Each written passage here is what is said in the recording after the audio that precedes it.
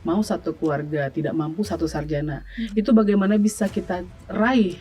Mungkin akses beasiswa yang masif ya. Jadi tapi kita maunya juga tepat sasaran. Salah satunya mungkin dari saya sangat senang dengan program Pak Ganjar yang KTP Sakti. Itu kan salah satu kunci untuk membuka dan mengetahui kondisi masing-masing keluarga.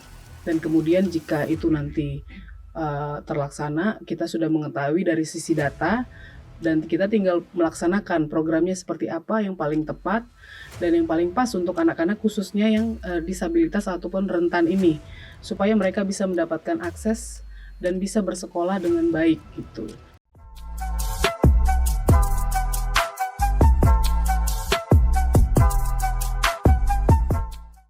Halo Sahabat Ganjar, ketemu lagi bersama saya Anastasia Putri di podcast Suara Ganjar. Seperti biasa kita akan membahas isu terhangat dan terkini seputar calon presiden kita, Ganjar Pranowo.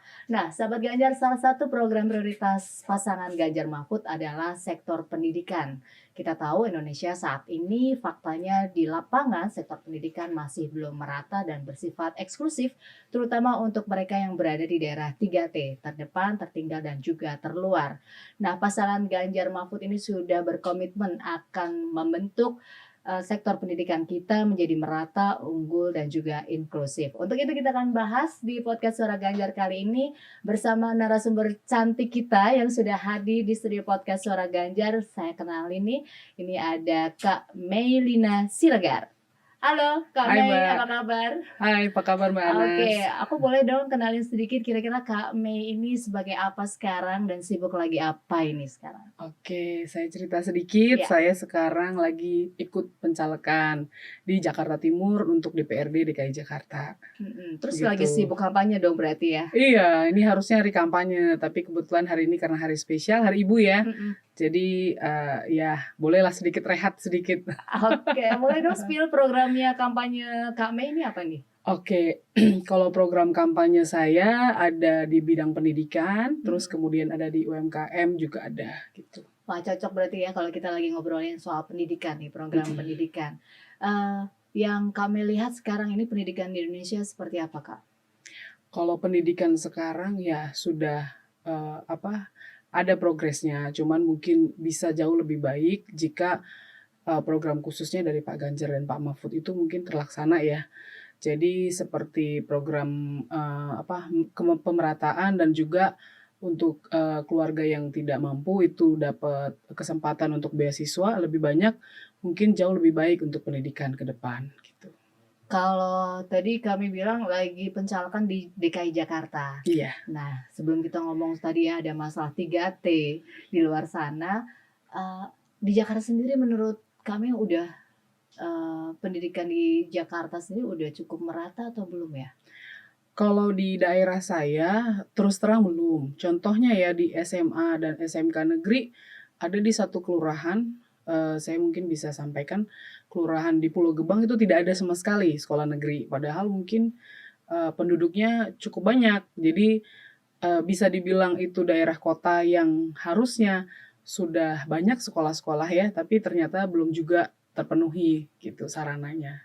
Belum ada sekolah negeri? Iya, SMA negeri dan SMK negeri tidak ada sama sekali di sana. Jadi hanya swasta ya? Iya, hanya Yang swasta. notabene itu harganya mahal pasti. Mahal dan banyak di situ yang di daerah saya terus terang itu tidak semuanya mampu di sana. Bahkan mungkin rate-nya banyak yang belum mampu lah ya di situ di sana. Kalau jumlah putus sekolah banyak juga nggak kalau di Jakarta? Kalau jumlah putus sekolah banyak, cukup banyak. Jadi mungkin program yang program apa itu namanya yang sekolah apa sih namanya sekolah yang Indonesia Pintar? bukan sekolah yang apa itu namanya apa sih yang kejar paket. Nah ya kejar paket banyak yang masih yang saya tahu ya kemarin itu ada beberapa masih umur pelajar itu bahkan masih ada yang lulus masih sekolahnya kelas 3 SD terakhir umurnya sudah 20 tahun gitu dan dia masih berminat untuk sekolah SD itu? Iya umurnya sudah 20 tahun loh terakhir dia pendidikannya masih kelas 3 SD karena keluarganya tidak mampu dan dia kurang pengetahuan yang mengenai beasiswa pendidikan untuk keluarga yang tidak mampu, sehingga dia tidak sekolah sampai sekarang, gitu.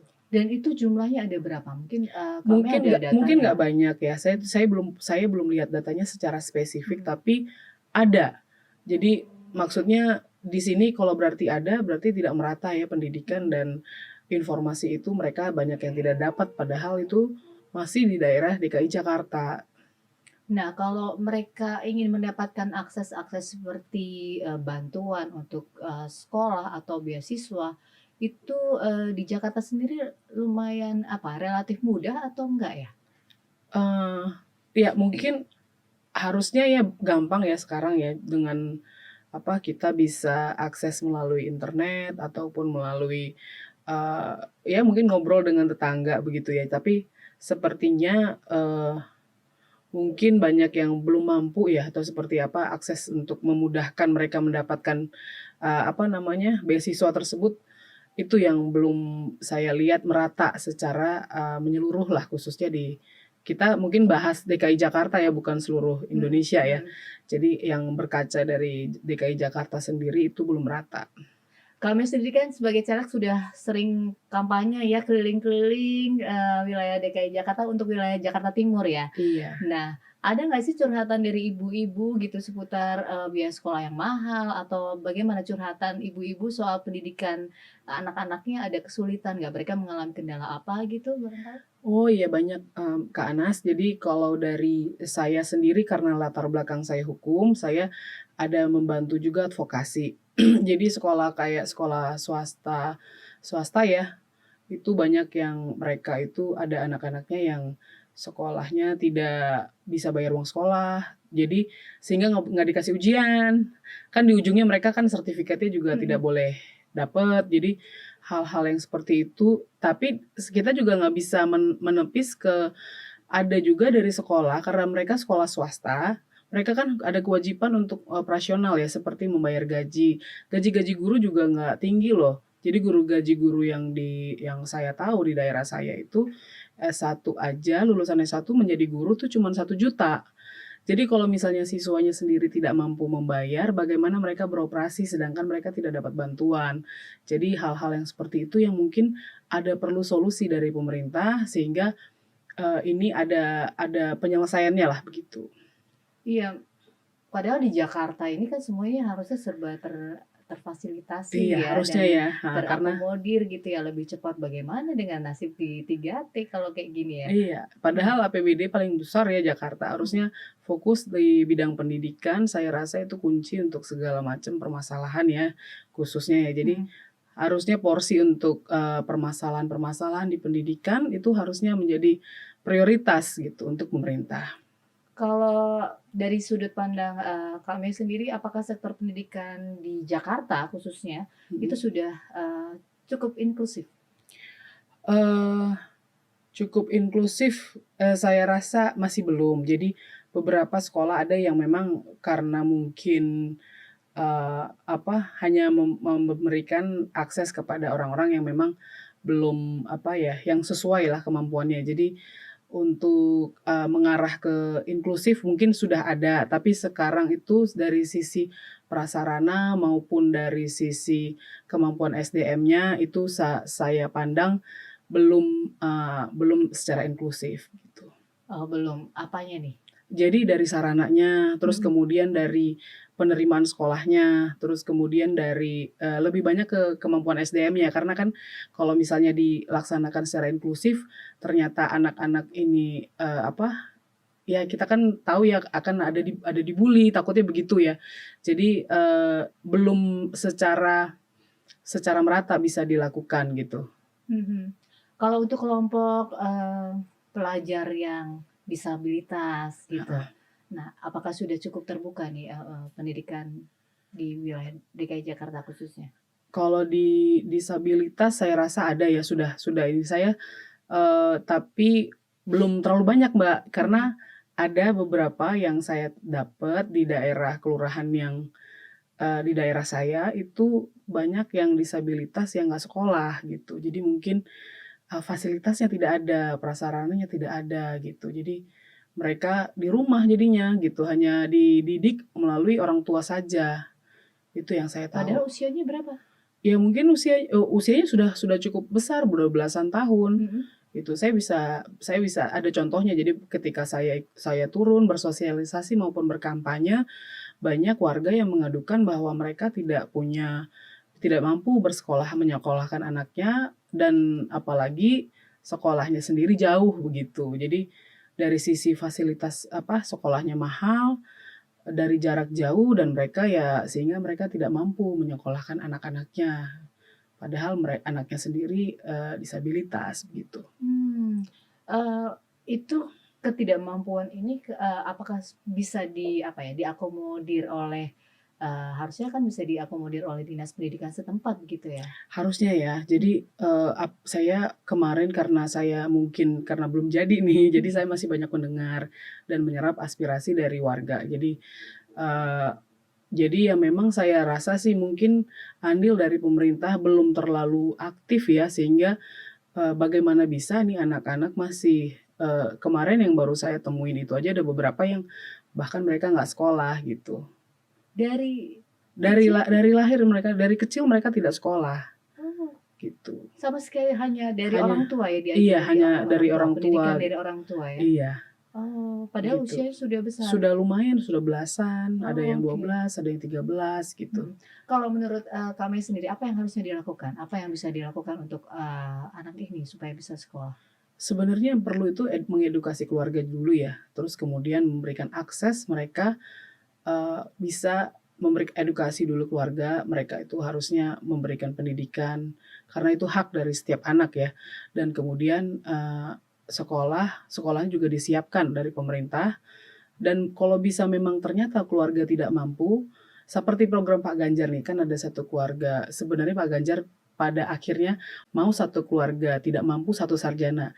Itu bagaimana bisa kita raih hal seperti itu kalau dari sekolah dasar saja anak-anak seni ini tidak dapat akses untuk pendidikan gitu. Mhm. Jadi kan harus berjenjang nih dari SD, SMP, SMA, tapi kalau dari SD aja mereka tidak mendapatkan hak mereka untuk belajar, untuk berpendidikan, bagaimana bisa itu kita tempuh gitu.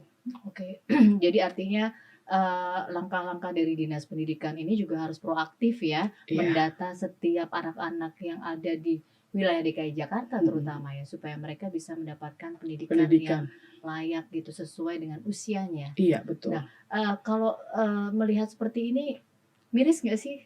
Iya, saya tuh kadang Karena karena kan saya juga kita di ibu ibu juga ya, kota juga heeh, gitu ya. iya. Heeh. Kita ibu, terus kita di kota yang harusnya akses itu gampang sekali ya, jauh lebih gampang daripada, daerah yang mungkin di luar Jakarta ya, seperti mungkin Jawa Barat ataupun daerah yang terpencil. Kita belum bicara 3T tadi ya, Mbak, ya. Jadi ini aja nih di kota aja masih ada yang belum dapat, haknya atau akses untuk pendidikan. Ini dulu mungkin masing-masing daerah ya kita selesaikan masalahnya, tapi dengan main goal tujuan kita itu setiap anak berhak untuk mendapatkan akses pendidikan secara full, begitu. Mhm. Bagaimana caranya kita bisa mensupport khususnya anak-anak yang mungkin disabilitas, anak yang rentan, anak yang tidak mampu, tapi mereka bisa mengikuti pendidikan ini karena itu sangat penting. Oke, kalau gitu, apa PR terbesar yang harus dilakukan oleh Pak Ganjar dan Pak Mahfud nih, kalau nanti terpilih menjadi seorang presiden, khususnya di bidang pendidikan? Pendidikan ya, mungkin akses beasiswa yang masif ya. Jadi tapi kita maunya juga tepat sasaran. Salah satunya mungkin dari, saya sangat senang dengan program Pak Ganjar yang KTP Sakti, itu kan salah satu kunci untuk membuka, dan mengetahui kondisi masing-masing keluarga. Dan kemudian jika itu nanti, terlaksana, kita sudah mengetahui dari sisi data, dan kita tinggal melaksanakan programnya seperti apa yang paling tepat dan yang paling pas untuk anak-anak khususnya yang, disabilitas ataupun rentan ini, supaya mereka bisa mendapatkan akses dan bisa bersekolah dengan baik gitu. Bahkan juga mungkin yang kejar paket itu terus terang mahal ya, Mbak, ya, kejar paket yang saya sampaikan.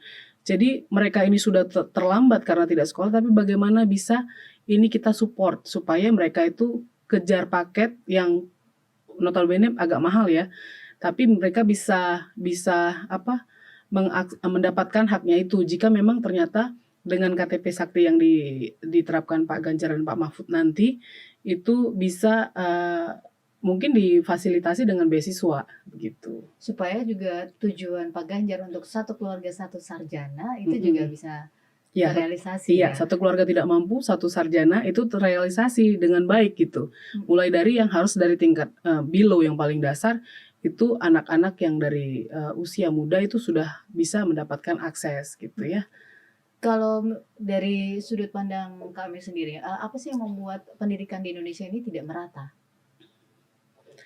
Mungkin kalau saya rasa ya mungkin tidak rata ya, mungkin dari pemikiran ya, mungkin lebih dari ke SDM-nya. Karena kalau saya rasa setiap orang itu merasakan itu bahwa itu haknya dia, dan dia mau eager untuk meraih itu, pasti ada jalan.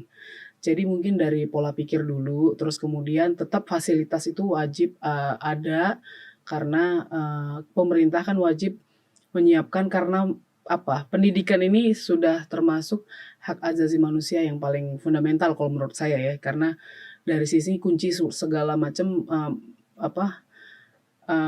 kunci untuk mengentaskan kemiskinan, kunci kita bisa menjadi lebih baik begitu ya, dari pendidikan inilah harusnya bisa kita selesaikan terlebih dahulu. Jadi prasarana dari SDM-nya juga, kemudian dari fasilitasnya juga, dan juga dari warganya sendiri. Maksudnya setiap orang itu harus punya pemikiran bahwa yang tadi inklusif ya. Jadi walaupun ada orang-orang yang tidak mampu, tapi kita satukan di dalam satu lingkungan, mereka punya hak untuk bersekolah dan tidak ada bully-bulian gitu ya. Jadi mungkin itu bisa lebih merata pendidikan ini. Iya, apalagi didukung oleh letak geografis Indonesia yang luar biasa hebatnya ini, lika-likunya ini yang membuat akses pendidikan juga tidak. Iya, jadi challenge ya Mbak Yanes ya.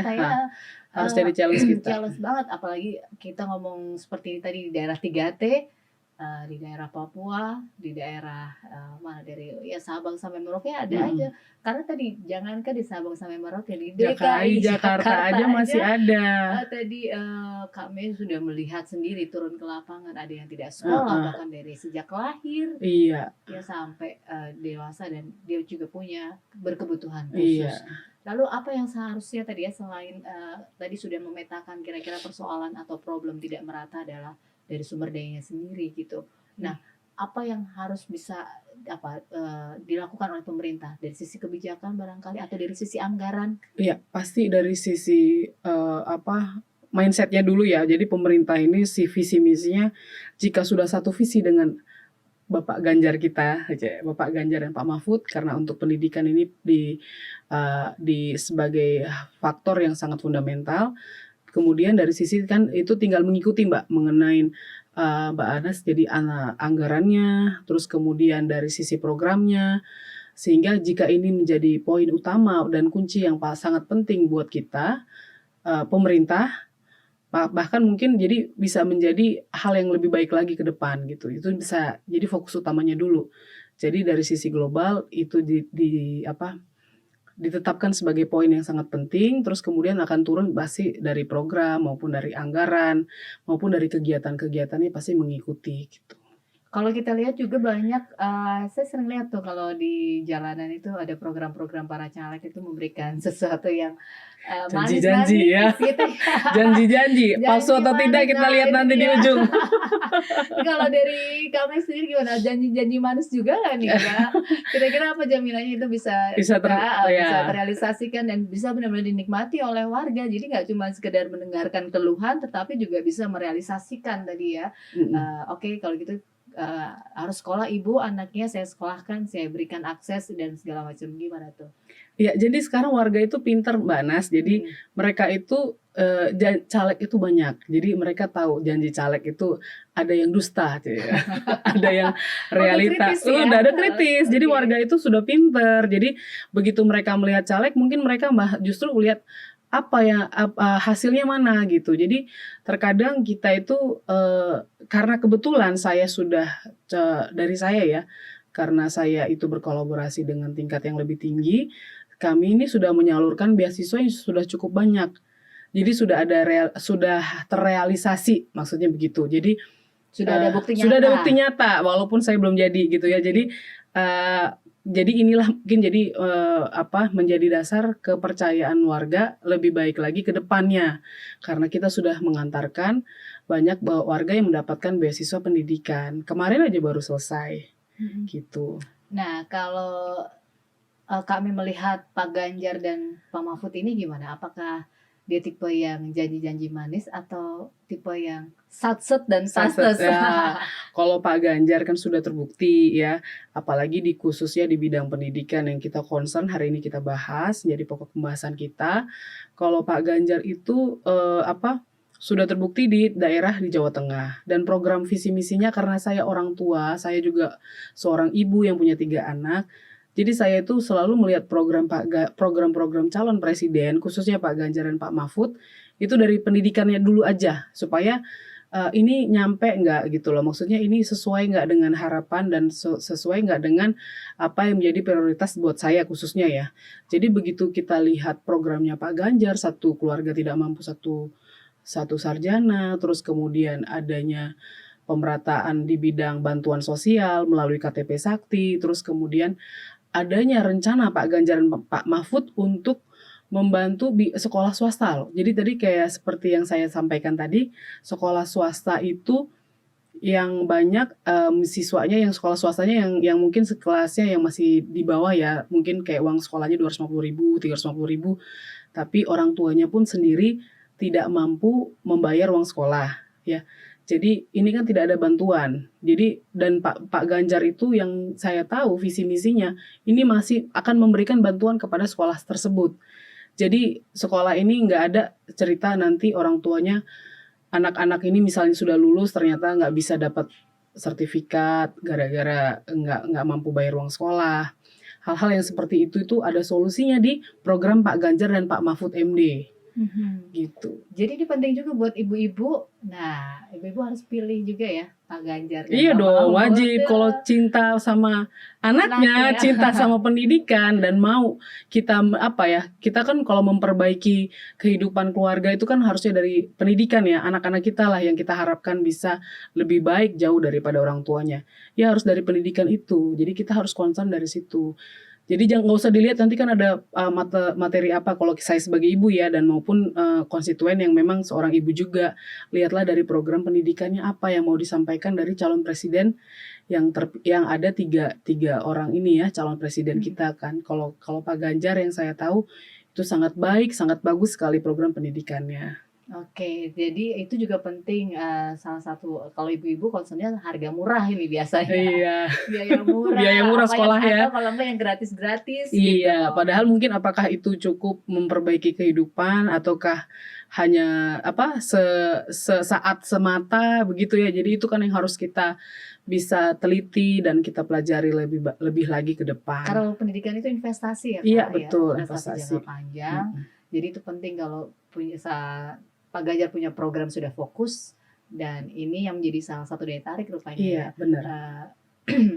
Kami memilih Pak Ganjar. Ada lagi daya tarik lain Pak Ganjar, kenapa kami tertarik gitu untuk? Ya, selain paling ganteng kayaknya ya. Saya kan seorang ibu-ibu juga ya. Jadi dan staminanya sangat luar biasa. Jadi mampu dan mau mengunjungi seluruh daerah wilayah Indonesia. Jadi seorang presiden itu ya memang selayaknya harusnya jadi seperti Superman. Jadi mampu untuk punya stamina untuk berkeliling sampai ke daerah-daerah terpencil supaya presiden ini mengetahui apa. Karena kita kalau tidak pernah turun, kita tidak akan tahu. Hanya di atas kertas laporannya itu tidak akan bisa kita dapat feel-nya gitu loh. Jadi itu yang saya rasakan, dan saya lihat Pak Ganjar, Pak Mahfud MD itu sampai turun ke daerah-daerah terpencil, bahkan menginap, itu sangat luar biasa menurut saya. Dan tidak ada yang dapat melakukan hal yang seperti itu selain Pak Ganjar. Itu yang saya sangat-sangat appreciate sekali gitu loh. Jadi selain ganteng, staminanya luar biasa. Wah, itu jadi kayak seperti kalau kayak ibaratnya nih, kalau jadi presiden nih superhero gitu. Bukan yang main-main, bukan yang lucu-lucuan, tapi dia jadi superhero yang benar-benar bisa untuk menangani seluruh Indonesia dengan wilayah kita yang sangat unik gitu ya, ada pulau-pulau terpencil, pulau-pulau kecil, tapi bisa mampu sampai ke sana gitu. Oke, keren banget. Mudah-mudahan itu juga tadi mendorong semua untuk yang tadi masih bimbang galau pilih siapa ya Iya gitu. dong. Jadi makin yakin dengan diyakinkan oleh Kak Mei tadi. Oke, terakhir boleh ya. Boleh dong. Mungkin bisa kasih video mana gitu, kasih ini clue atau ajakan untuk masyarakat memilih Ganjar dan Mahfud MD. Oke, berarti harus kasih video gitu ya. Oke. Sebagai video penutup ya dan closing, silakan. Oke. Para ibu-ibu maupun bapak-bapak semuanya, jangan bimbang, jangan ragu, pilih langsung Pak Ganjar dan Pak Mahfud MD. Beliau yang sangat concern dengan pendidikan khususnya dan bisa satset untuk Indonesia maju. Oke, thank you. Singkat, padat, tapi merayap. Jelas gitu, Jelas ya. Gitu tadi. Oke, terima kasih ya sahabat Ganjar, itu tadi obrolan kita bersama Kak Melina Siregar. Mudah-mudahan bermanfaat. Jangan lupa untuk terus saksikan podcast Suara Ganjar dan jangan lupa untuk pilih pasangan Ganjar Mahfud nomor 3. Terima kasih. Nomor 3. Dah, sampai jumpa.